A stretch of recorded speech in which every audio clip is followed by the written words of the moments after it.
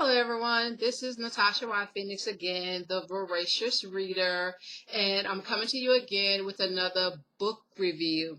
So I'm excited about this one because this book is about the power of social media. Well, this is not what the book about, but how it came to be in my possession with the power of social media and connecting with people who are like-minded.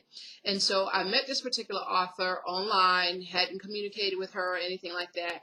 A lot of times what I do is I share inspirational quotes because I've always loved quotes that are inspiring, uplifting, get you to take action. And through the process of doing that, she contacted me to share some information with me, and ever since then, we have been communicating back and forth online, have even exchanged phone numbers and spoken on the phone. So I love that, that social media has narrowed the playing field in terms of connecting with people from all over the world. She lives in Chicago and I live here in South Carolina, and so I'm just so thankful for that and continue to want to connect with people from all over the world. I was chatting with someone last week who was in Africa, in the country of Burundi. So I'm just excited about that, to be able to connect with people. But anyway, this was supposed to be a book review, so I'm getting to the book. This particular person, Jodi Hudak, and I hope I'm saying that right, Jodi, has written a book that I was trying to think of what type of angle I would come from with the book review, and because I do a lot of them and I read a lot of books, so when I want to share in a video a review, I try to think what's the best angle to come from. And I think with this one, it actually just hit me. I was supposed to have done this since Friday, and today is Sunday, and it just came to me right before I turned the video on, that this ought to be a book that is placed in the schools. Of course, we know that's not going to happen, because I heard someone say, we call it the school system, but they call it the fool system, because it does fool you into being a slave for the rest of your life. And her message in this book clearly illustrates this. And so if children were able to read this, and even, from ninth grade on, and really get this, make this book a part of their curriculum from ninth to 12th grade, I think that will really help push them to be entrepreneurs and to live life on their terms. And so this is the book. I love it. I love it. I love it. Behind Corporate Prison Walls. Oh, Jodi, you couldn't have picked a better title. Awesome. What this book would teach youngsters is, when you are taught that go to school, get a good education so you can get a good job. And they strive for corporate America, and most of the time to get probably in the upper echelons, it's about who you know and not what you know. And so with this book here, they will learn that it doesn't matter. You're still a slave. Unless you're the owner, you're still a slave, because even if you're the president of a company, there's still a CEO, there's still a founder of a company. So you're still a slave.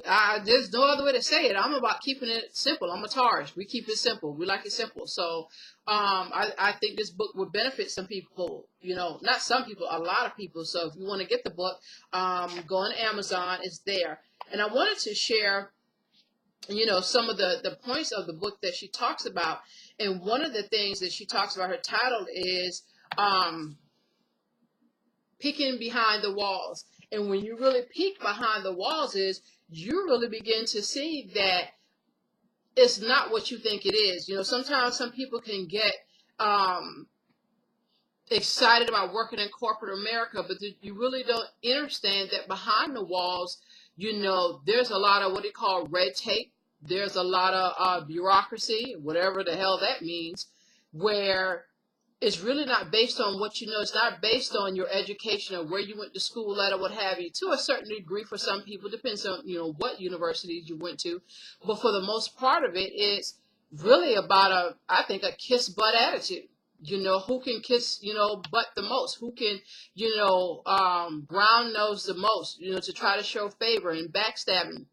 And I love how she, illustrated a story of her own example, working on a project and what have you, that, someone came in and took over the project and got promoted above her. And so I know that had to be devastating, what have you, because I've experienced some of that myself.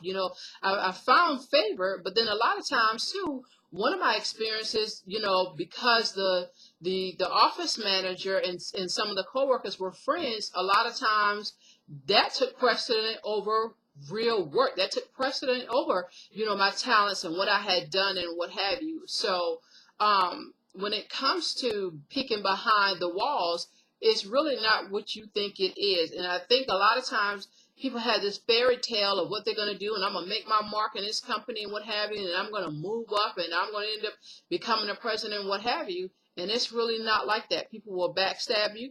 People will manipulate you. People will take credit for work that you have done.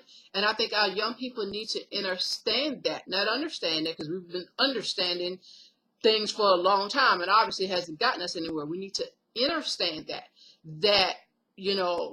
behind these corporate walls and being a slave and what have you is not what life is about. You didn't come here just to pay bills. You didn't come here just to work for somebody else and help somebody else's dream come true.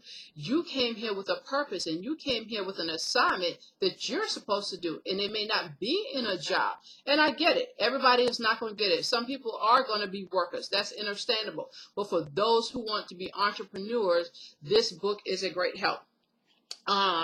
Another point that she has in part 3 is breaking free. And I think what's important about breaking free is that you can. Know that you can. I live here in the deep South where, slavery took place. My king and I was doing research on yesterday evening and found, not found out because we had already known, but one of the major ports that brought in slaves was in Charlestown. They call it Charleston now, but it was Charlestown.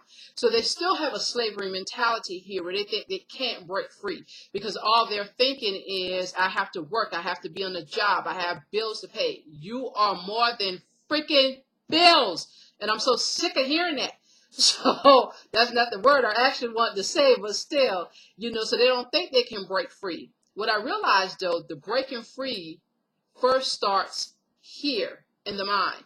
And until many of them do that, until many of them see that there is a way out, until many of them see that they're better than that, they're going to stay behind those prison walls. And you see where people do stay on a job 20, 30, 40, 50 plus years and have come at the end of their ropes, at the end of their careers, or so to speak, and have nothing to show for it. And so through understanding who you are, you can break free.